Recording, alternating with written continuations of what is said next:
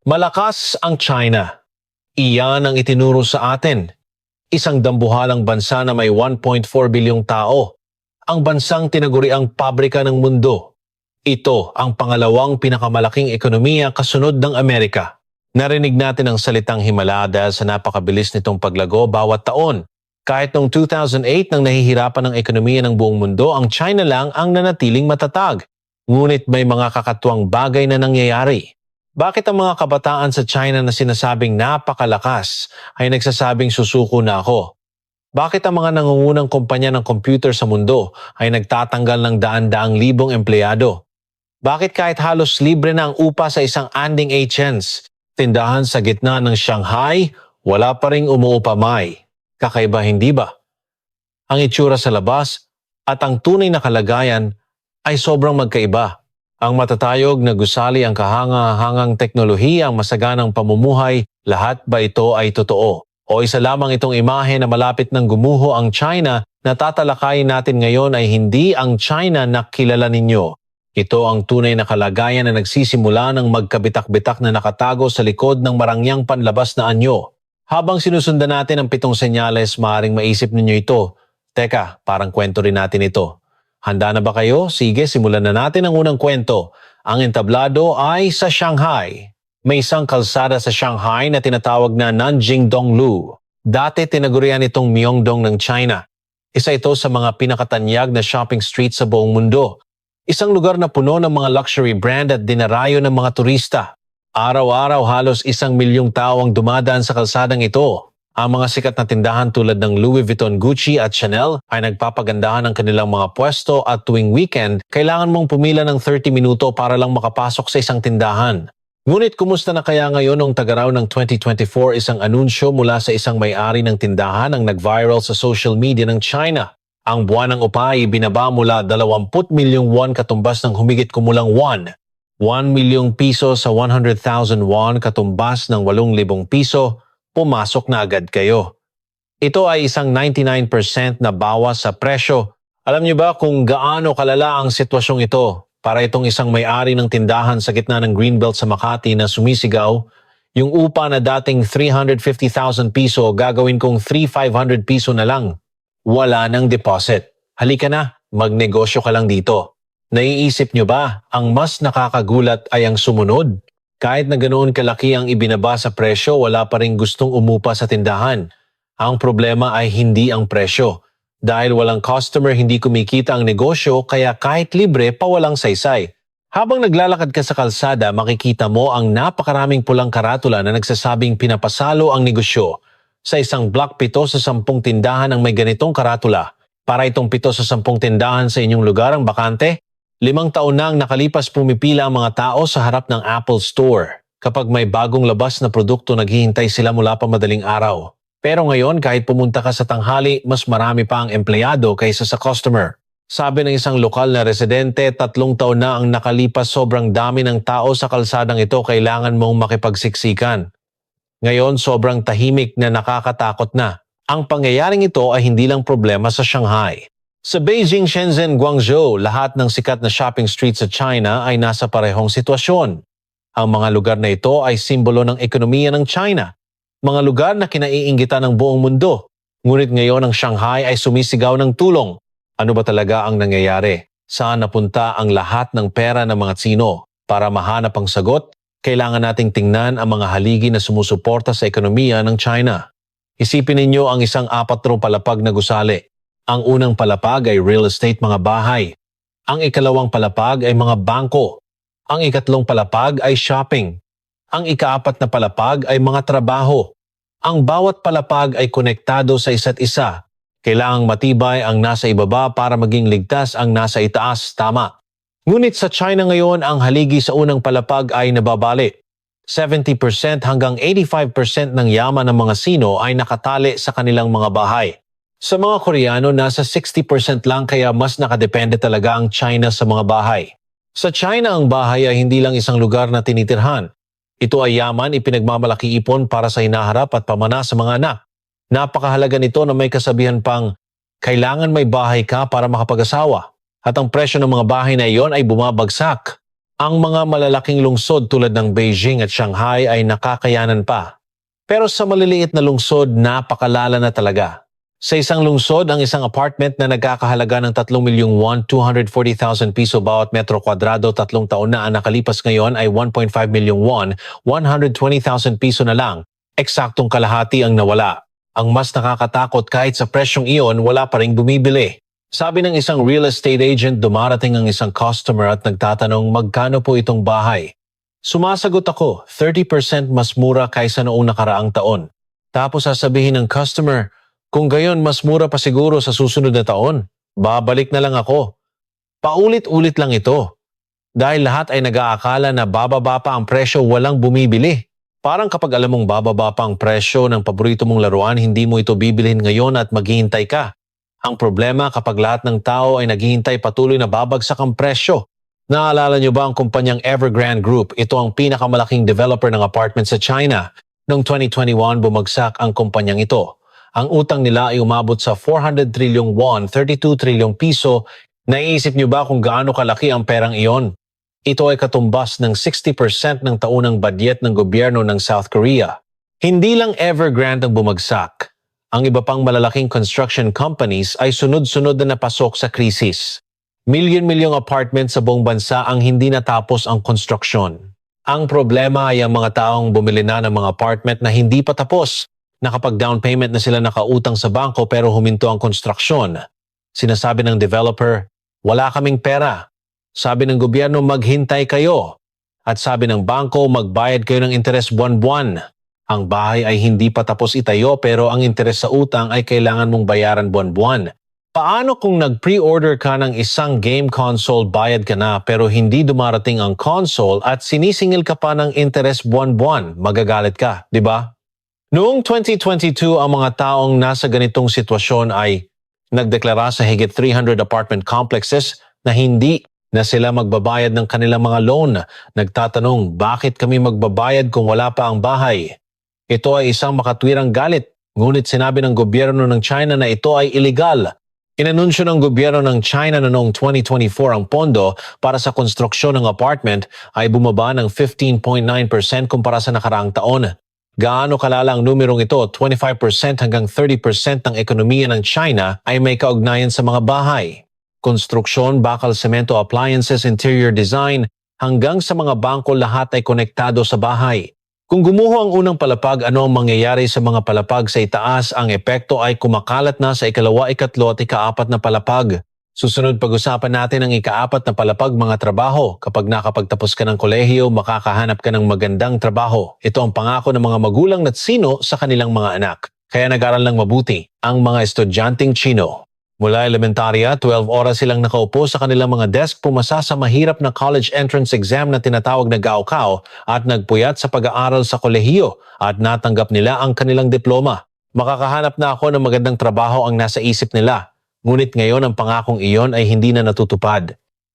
Noong 2024, 12.2 milyong estudyante ang nagtapos sa kolehiyo sa China. Ito ang pinakamataas sa kasaysayan. Gaano karami iyon? Kung ikukumpara sa South Korea, halos 600,000 lang ang nagtatapos sa kolehiyo bawat taon. Ang bilang sa China ay 20 beses na mas marami. Ang problema, walang mapapasukang trabaho ang mga estudyanteng ito. Ang opisyal na youth unemployment rate ay 18.9%. Ngunit sinasabi na mas mataas pa raw ito sa katotohanan. May mga nagsasabi na lumalagpas na ito sa 25%. Ibig sabihin, isa sa bawat 4 na kabataan ay walang trabaho. Ang mas nakakagulat, ang mga taong may master's o doctoral degree ay nagtatrabaho bilang delivery driver. Ayon sa isang survey ng katumbas ng GrabFood sa China, mahigit 30% ng mga delivery rider ay nakapagtapos ng kolehiyo. Marami sa kanila ay galing pa sa mga prestihiyosong universidad tulad ng Peking University at Tsinghua University, katumbas ng UP o Ateneo sa Pilipinas. Isang taong nagtapos sa universidad na iyon ang nagde-deliver ng pagkain gamit ang motorsiklo. Sabi ng isang delivery rider, may master's degree ako sa computer engineering. Nag-apply ako sa 200 IT companies pero lahat ay tinanggihan ako. Kahit papaano sa pagde-deliver, kumikita ako ng 1,180,000 piso kada buwan. Hindi naman pwedeng wala akong gawin. Paano kung nag-aral ka ng mabuti nakapagtapos sa magandang unibersidad pero ang tanging trabahong mahanap mo ay pagiging delivery driver? Nakapaglaro na ba kayo ng musical chairs? Kapag tumigil ang musika, kailangan mong umupo sa upuan. Pero kulang ang mga upuan. Ganyan ang China ngayon. May 100 katawang naglalaro pero 30 lang ang upuan. May makakaupo pero karamihan ay nakatayo o napapaupo sa sahig.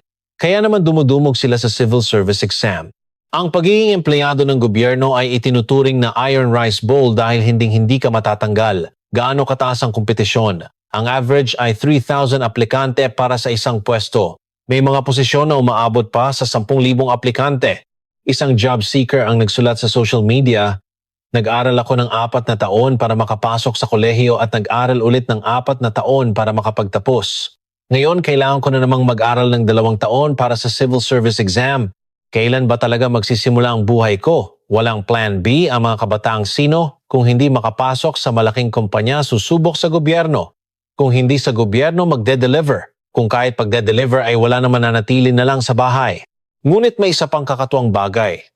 Pati ang mga malalaking IT company na ipinagmamalaki ng China ay nagtatanggal ng mga tao. Bakit pati ang mga pinakamahuhusay na kumpanya ay nahihirapan? Alibaba, Tencent, Baidu. Ano ang pumapasok sa isip ninyo kapag naririnig ang mga pangalang ito? Inobasyon, teknolohiya hinaharap. Sila ang ipinagmamalaki ng China. Ang kanilang teknolohiya ay nakikipagsabayan sa mga kumpanya sa Silicon Valley ng Amerika. Mayroon silang 1.4 bilyong customer at malakas na sisuporta mula sa gobyerno. Lahat ng kondisyon ay perpekto. Ang Alibaba na itinatag ni Jack Ma ay banta sa Amazon. Ang Tencent ay kakompetensya ng Meta, Facebook, Common-S. May mga hula pa nga na malapit ng dominahin ng mga Chinese IT companies ang mundo. Hanggang 2019, aktibo silang kumukuha ng mga empleyado at ang pinakamagagaling na talento sa China ay dito nagpupuntahan, ngunit ngayon sumusuko na sila. Mula 2023 hanggang 2024, mahigit 100,000 empleyado ang tinanggal ng malalaking IT company sa China. Tinanggal ng Alibaba ang 20% ng kanilang mga empleyado, 15% naman sa Tencent, at isang nakakagulat na 40% sa Baidu. Ang dating 270,000 empleyado ng Alibaba ay naging 210,000 na lang. 60,000 tao ang nawala ng trabaho sa isang iglap. Bakit nangyari ito? May 3 dahilan. Una, dahil sa regulasyon ng gobyerno. Si Xi Jinping, ang leader ng China, ay nagsimulang higpitan ang mga malalaking IT company noong 2021. Ang mensahe ay, masyado na kayong malaki ang kinita, magbigay kayo. Ang Alibaba ni Jack Ma ay nagmulta ng 3 trilyong won, 240 bilyong piso. Halos kalahati ng kita ng kumpanya ay nawala. Si Jack Ma ay nawala sa publiko. Ang dating pinakamayamang tao sa China ay hindi nagpakita ng halos 2 taon dahil sa pagpuna sa gobyerno. Noong 2023 nang magpakita siya sa Japan, nagulat ang mga tao. Mukha siyang tumanda ng 10 taon. Ang Tencent naman ay naapektuhan ng regulasyon sa mga laro. Para labanan ang adiksyon ng mga kabataan sa laro, ipinagbawal ng gobyerno ng China ang paglalaro para sa mga menor de edad maliban sa Biyernes, Sabado at Linggo mula 8 p.m. hanggang 9 p.m. 1 oras lang. Ang pangunahing negosyo ng Tencent ay mga laro at nawala sa kanila ang kanilang mga future customer. Ikalawa, saturated na ang market. Mahigit 75% na ng populasyon ng China ang gumagamit ng internet. 95% ang may smartphone, wala nang bigla ang paglago. Online shopping, gaming, SNS, lahat ng sektor ay saturated na. Kapag huminto ang paglago, binabawasan ng kumpanya ang gastos. At ang unang bumaba ang online shopping paggastos sa laro at advertising. Ang sales ng Singles Day ng Alibaba, ang bersyon ng Black Friday sa China, ay bumaba sa unang pagkakataon mula noong 2019. Ang dating ipinagmamalaking event na may record-breaking sales ay naging tahimik na. Sabi ng isang dating empleyado ng Baidu, tinawag kaming pamilya ng kumpanya.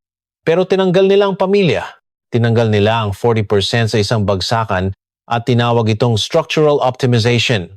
Nakakatawa, di ba? Napanood niyo na ba ang pelikulang Titanic?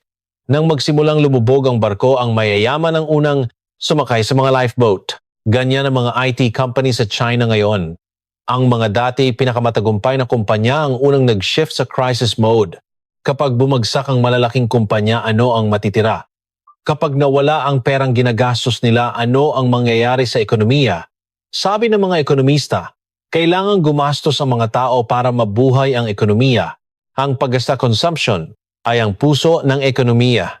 Kailangang tumibok ang puso para dumaloy ang dugo sa buong katawan at kailangang dumaloy ang dugo para mabuhay ang katawan. Ngunit ngayon ang puso ng ekonomiya ng China ay humihinto sa pagtibok. Mahigpit na isinasara ng mga Chino ang kanilang mga pitaka. Noong 2024, ang sales ng mga tindahan sa China ay tumaas lang ng 0.9%. Halos walang pagtaas. 10 taon na ang nakalipas, tumataas ito ng 10% kada taon. Alam niyo ba kung gaano kalala ang numerong ito? Sa isang bansang may 1.4 bilyong tao, ang hindi pagbenta ng mga produkto ay isang napakalaking problema. Sunod-sunod na nagsasara ang mga tindahan. Noong 2023 lamang, mahigit 17,000 tindahan ang nagsara. Ibig sabihin, 46 na tindahan ang nawawala bawat araw. Ang mga tindahan ng damit tulad ng Uniqlo, Zara at H&M ay nagsara ng maraming branch sa China. Mas malala pa sa mga luxury brand. Ang mga sino ang pinakamalaking mamimili ng luxury goods sa buong mundo? Sa mga tindahan ng Louis Vuitton sa Paris, maririnig mo ang wikang Chino at sa mga luxury street sa Milan, pumipila ang mga turistang Chino. Ngunit ngayon bumaba ng 20% ang pagbili ng luxury goods. Ang sales ng Louis Vuitton sa China ay bumaba ng 30% at 25% naman sa Gucci. Sabi ng isang empleyado sa isang luxury store sa Shanghai, dati dumarating ang mga customer at sinasabi, ito at iyan pakibalot. Ngayon tinatanong nila, magkano ito? Tapos aalis na lang. Titingin lang pero hindi bibili. Bakit nangyari ito? May tinatawag na reverse wealth effect. Sa madaling salita, ganito iyon. Dahil bumaba ang halaga ng aking yaman, natatakot na akong gumastos. Halimbawa, may isang pamilya sa Beijing. 3 taon na ang nakalipas, ang apartment nila ay nagkakahalaga ng 140 milyong won, 11.2 milyong piso. Mayroon din silang stocks at savings sa bangko. Ang kabuuang yaman nila ay 210 milyong won, 16.8 milyong piso. Middle class kami kaya nating mamuhay ng komportable ang iniisip nila. Ngunit ngayon bumagsak ang presyo ng apartment sa 100 milyong won, 8 milyong piso. Ang stocks nila ay nangalahati. Ang kabuuang yaman nila ay naging 120 milyong won, 9.6 milyong piso, 90 milyong won, 7.2 milyong piso ang nawala. Ano kaya ang pakiramdam nila? Kakabahan, di ba? Baka mas bumaba pa bukas. Okay pa kaya ang trabaho ko? Kaya binabawasan nila ang paggasta. Sa halip na mamahaling bag, murang bag ang binibili. Sa halip na kumain sa labas, nagluluto sa bahay. Sa halip na magbakasyon, nananatili sa bahay. Hindi lang ito problema ng isang pamilya. Paano kung daan-daang milyong tao ang sabay-sabay na kumikilos ng ganito? Magsisimula ang isang masamang siklo, bababa ang paggasta, bababa ang kita ng mga tindahan, magtatanggal ng empleyado ang mga tindahan, darami ang walang trabaho at lalo pang bababa ang paggasta. Labis na nag-iipon ng mga Chino. Noong 2024, ang savings ay tumaas ng 12% kumpara sa nakaraang taon. Hindi sila gumagastos, iniipon nila ang pera. Mag-ipon tayo para sa hindi inaasahan. Para sa isang individual, ito ay matalinong desisyon, pero para sa buong ekonomiya, ito ang pinakamasama. Maging ang mga nagtitinda sa kalye ay ramdam ito. Sabi ng isang lola, dati ang mga kabataan ay gumagastos ng 6,000 won, 480 piso para sa isang tasa ng kape. Bukang astig kasi kapag may hawak na Starbucks. Pero ngayon, iniinom na nila ang 1,000 won, 80 piso na tsaa na tinda ko. Isang 20 anyos ang bumibili ng tsaa mula sa isang lola. Mukha itong maliit na pagbabago pero kapag naipon, nagiging malaking problema. Malulugi ang coffee shop, mawawala ng trabaho ang barista at bababa ang importasyon ng kape. Parang butterfly effect kung saan ang pagaspas ng pakpak ng isang paru-paro ay maaaring magdulot ng bagyo. Kapag namatay ang paggasta, ano ang susunod krisis sa pananalapi? Ang isang bansa na may malaking middle class ay matatag. Ito ang pangunahing prinsipyo. Ang middle class ay hindi sobrang yaman at hindi sobrang hirap. Sila ang mga taong may matatag na pamumuhay at nagbabayad ng buwis. Kapag marami sila, hindi basta-basta nayayanig ang bansa. Sa nakalipas na 20 taon, ang China ang may pinakamabilis na pagdami ng middle class sa buong mundo. Mula 50 million noong 2000, umabot ito sa mahigit 400 million noong 2020. Tinawag itong himala ng China. Sila ang bumili ng mga apartment, sasakyan nag-abroad at gumastos sa edukasyon ng kanilang mga anak.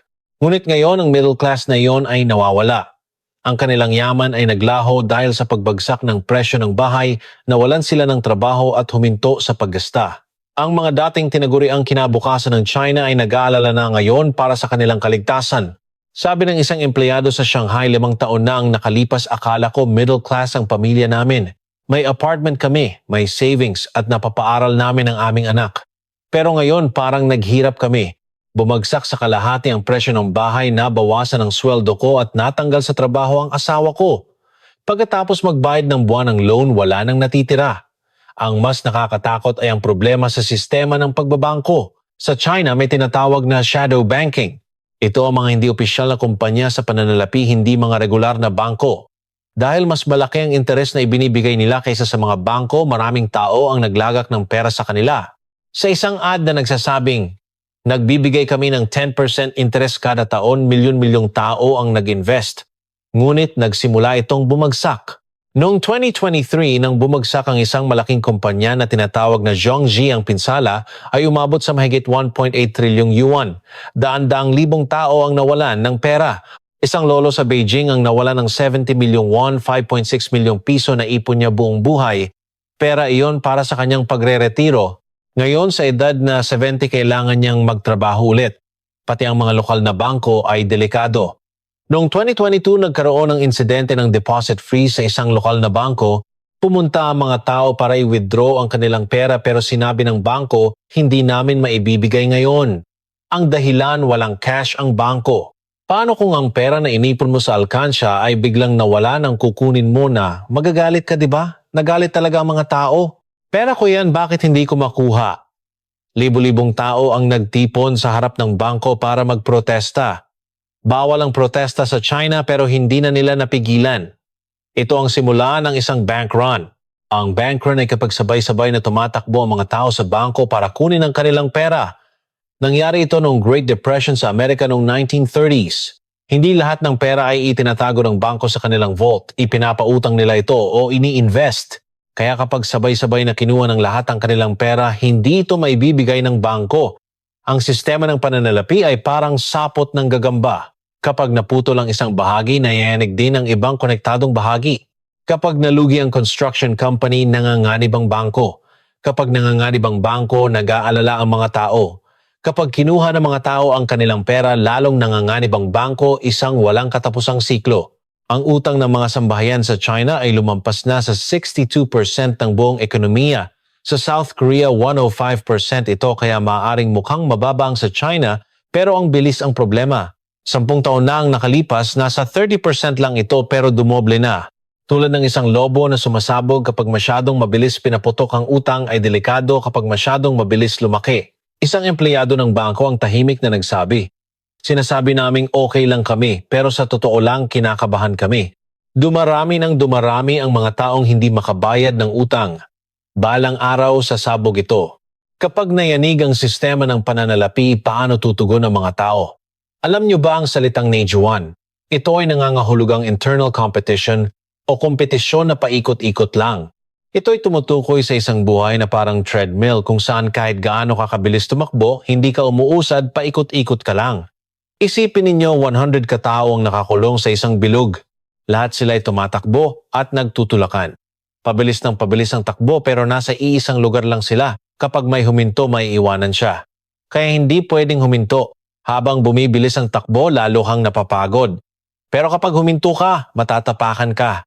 Iyan ang Neijuan. Pagod na ang mga kabataang sino sa ganitong kompetisyon. Nagsisimula ito mula pa elementarya, pumapasok sa eskwela ng 7 a.m. at umuwi ng 10 p.m. Walang weekend. Nag-aaral sa tutorial centers, kumukuha ng private tutor at sumasagot ng mga workbook. Bakit? Dahil ginagawa rin ito ng iba. Kung hindi mo gagawin, maiiwanan ka. Mas malala pa sa middle school at high school. Naghahanda sila para sa college entrance exam at ang isang exam na ito ang magdidikta ng kanilang buhay. 4 na oras lang ang tulog, 16 na oras ang pag-aaral. Pagpasok sa kolehiyo, guminhawa na ba? Hindi. Nagsisimula naman ang kompetisyon para sa trabaho.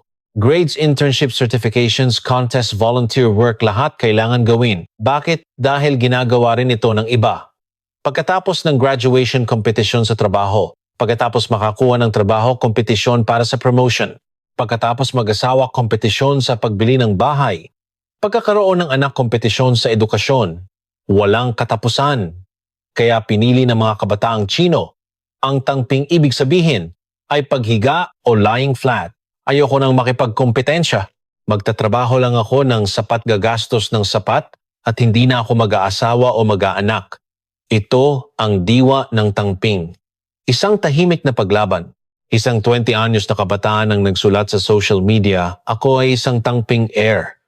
Nagtatrabaho lang ako ng 4 na oras sa isang araw at sa natitirang oras nagbabasa ako, nakikinig ng musika, naglalakad-lakad. Hindi ako bibili ng bahay, hindi ako bibili ng kotse at hindi ako mag-aasawa. Malungkot ba ako? Hindi. Mas masaya pa nga ako dahil nakaalis na ako sa treadmill. Nakikita rin ito sa mga numero. Ang bilang ng mga nagpapakasal sa China ay patuloy na bumababa mula 2013 at noong 2023 naitala ang pinakamababang bilang sa kasaysayan. Kalahati na lang ito kumpara sa bilang 10 taon na ang nakalipas. Mas malala pa ang bilang ng mga ipinapanganak. Noong 2023 ang fertility rate ay bumagsak sa ilalim ng 1.0. Ibig sabihin isang babae ay hindi man lang magkakaroon ng isang anak sa buong buhay niya. Mas mataas pa rin ito kaysa sa 0.72 ng South Korea, pero para sa isang malaking bansa na may 1.4 bilyong tao, ito ay isang napakalaking problema. Nagsimulang bumaba ang populasyon ng China noong 2022. Ito ang unang pagkakataon sa kasaysayan. Bakit hindi na sila nag-aasawa at nag-aanak? Hindi lang ito dahil sa pera. Ang mas malalim na dahilan ay ang nasirang pangako. Nangako ang gobyerno ng China sa mga mamamayan. Wala kayong kalayaang politikal pero kapalit nito, titiyakin namin ang paglago ng ekonomiya. Kung magsisikap kayo, magkakaroon kayo ng mas magandang buhay. Ngunit ngayon huminto na ang paglago ng ekonomiya. Nasira ang pangako. Nagtatanong ang mga kabataan, bakit kami magsisikap? Kahit bumili kami ng bahay, bumabagsak ang presyo. Kahit mag-aral kami ng mabuti, walang trabaho. Kahit mag-asawa kami, hindi namin kayang palakihin ang anak. Para saan pa kami nabubuhay, iba ang henerasyon ng kanilang mga magulang. Ang kanilang lolo ay magsasaka pero ang kanilang ama ay nagtrabaho sa pabrika. Ang kanilang ama ay manggagawa sa pabrika pero sila ay nakapagtapos ng kolehiyo. Patuloy na umuunlad, kaya may pag-asa. Ngunit ngayon iniisip ng mga kabataan, parang hindi ko kayang mabuhay ng mas mahusay kaysa sa mga magulang ko. Sa unang pagkakataon sa kasaysayan dumating ang panahon kung saan ang susunod na henerasyon ay magiging mas mahirap kaysa sa nauna. Ang tangping ay hindi lang isang personal na pagpili. Ito ay kawalan ng tiwala sa buong sistema ng lipunan. At ang kawalan ng tiwalang ito ay nagpapadilim sa hinaharap ng China. Kung susuko ang mga kabataan, sino ang magpapatakbo ng ekonomiya, sino ang mag-aanak, gagastos at mag-invest. Kung gayon ano ang hinaharap na itinuturo ng lahat ng mga senyales na ito, tatanda ang China bago pa man ito. Yumaman. Ito ang babala ng mga ekonomista noon pa man. At ngayon ang propesiyang iyon ay nagkakatotoo. Isipin ninyo ang Japan. Matapos pumutok ang real estate bubble noong 1990, pumasok ang Japan sa lost 30 years. Bumagsak sa kalahati ang presyo ng bahay, bumagsak ang stock market at huminto ang ekonomiya. Hanggang 2024, hindi pa rin nakakabawi ang ekonomiya ng Japan sa antas nito noong 1990s. Ang sitwasyon sa China ay nakakatakot na katulad ng sa Japan. Pagbagsak ng presyo ng bahay, paghina ng paggasta, kawalan ng trabaho sa mga kabataan, mababang birth rate, lahat ay pareho. Ngunit may isang mahalagang pagkakaiba. Ang Japan ay yumaman muna bago tumanda. Noong 1990, ang average na yaman ng bawat Hapones ay nasa 350 milyong won, 28 milyong piso, isa na silang developed country. Kahit huminto ang ekonomiya, kaya pa rin nilang mamuhay ng desente. Ngunit ang China ngayon, ang average na yaman bawat tao ay nasa 170 milyong won, 13.6 milyong piso lang. Kalahati lang ng sa Japan. Isa pa rin itong developing country. Malaki ang panganib na mahulog ang China sa middle income trap. Ano ang middle income trap? Ito ay kapag ang isang bansa na umunlad dahil sa murang paggawa ay hindi nagiging isang developed country at naiipit sa gitna. Sa simula, umuunlad sila sa pag-iisip na mura ang sahod dito kaya magtayo tayo ng maraming pabrika. Ngunit sa isang punto tumataas ang sahod pagkatapos lumilipat ang mga pabrika sa mga bansang mas mura ang sahod tulad ng Vietnam, Bangladesh at India. Ganyan ang China ngayon. Nawala na ang kanilang bentahe sa murang paggawa ngunit hindi pa nila napapaunlad ang kanilang mga high-tech industries. Sa semiconductors, AI at biotech, hindi pa nila kayang sabayan ang Amerika, South Korea, Japan at Taiwan. Ang 2026 ay isang napakahalagang taon para sa China. Una, matutukoy ang kapalaran ng real estate market. Naglabas ng malaking plano ang gobyerno ng China, bababaan ng interes sa mga loan, sisimulan ulit ang konstruksyon ng mga hindi natapos na apartment at iba pa.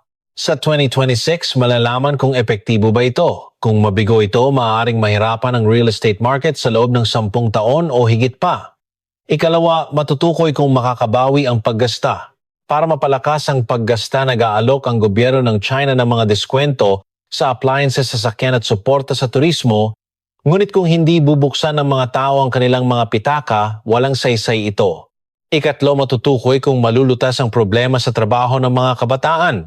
Sa 2025, aabot sa 13 million ang mga magtatapos sa kolehiyo. Ito ang pinakamataas sa kasaysayan. Makakahanap kaya sila ng trabaho kung hindi lalo pang kakalat ang tangping at lalong magiging hindi matatag ang lipunan. Ngunit hindi ito problema ng iba.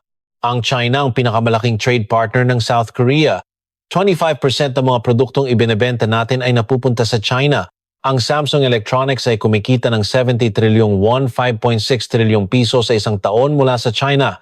Ang Hyundai Motors ay nakabenta ng 1 milyong sasakyan sa China. Kung babagsak ang ekonomiya ng China, malaki ang magiging epekto nito sa mga kumpanya sa South Korea. Noong 2024, bumaba ng 10% ang export ng South Korea sa China kumpara sa nakaraang taon. Dahil hindi maganda ang ekonomiya ng China, hindi na nila binibili ang ating mga produkto. Ang mas mahalaga ang mga problema ng China ay problema rin ng South Korea. Youth unemployment malala rin sa South Korea. Pagbagsak ng presyo ng bahay, marami ring apartment sa South Korea ang bumagsak ang presyo. Mababang birth rate, ang birth rate ng South Korea na 0.72 ay ang pinakamababa sa mundo. Paghina ng paggasta, hindi rin gumagastos sa mga tao sa South Korea. Habang tinitingnan natin ang China, kailangan nating itanong, iba ba tayo o pareho lang din ba ang landas na ating tinatahak? Sa 2026, matutukoy ang kapalaran ng China at ang kapalarang iyon ay may kaugnayan din sa atin. May 3 bagay tayong kailangang bantayan. Una, ang unemployment rate ng China lalo na sa mga kabataan. Kung patuloy itong tataas, mahihirapan ang ekonomiya ng China sa mahabang panahon. Ikalawa, presyo ng bahay. Subaybayan ang presyo ng mga apartment sa maliliit na lungsod. Kung makakabawi ito, may pag-asa. Ngunit kung patuloy itong babagsak, magsisimula na ang lost decade ng China. Ikatlo, paggasta. Kung tataas ng higit sa 5% ang sales ng mga tindahan, maaaring makabangon muli ang ekonomiya ng China. Ngunit kung mananatili ito sa 1,002%, magpapatuloy ang paghihirap ng ekonomiya. Malakas ang China. 1.4 bilyong tao, malaking lupain, malakas na gobyerno, may kakayahan silang malampasan ang krisis. Ngunit ngayon ang kalakasang iyon ay nagkakabitak-bitak. Kung ang mga bitak na iyon ay maaayos o tuluyang guguho, ay hindi pa natin alam. Ano sa tingin ninyo, malalampasan kaya ng China ang krisis na ito? O tulad ng Japan, dadaan sila sa mahabang panahon ng paghihirap? Ibahagi ang inyong mga opinyon sa comment section. Dahil ang kinabukasan ng China ay kinabukasan din natin. Kung nakatulong sa inyo ang video na ito, mangyaring mag-subscribe at i-like. Sa susunod na video, tatalakayin natin ng detalyado kung paano makakaapekto sa South Korea ang krisis sa China at kung paano tayo dapat maghanda.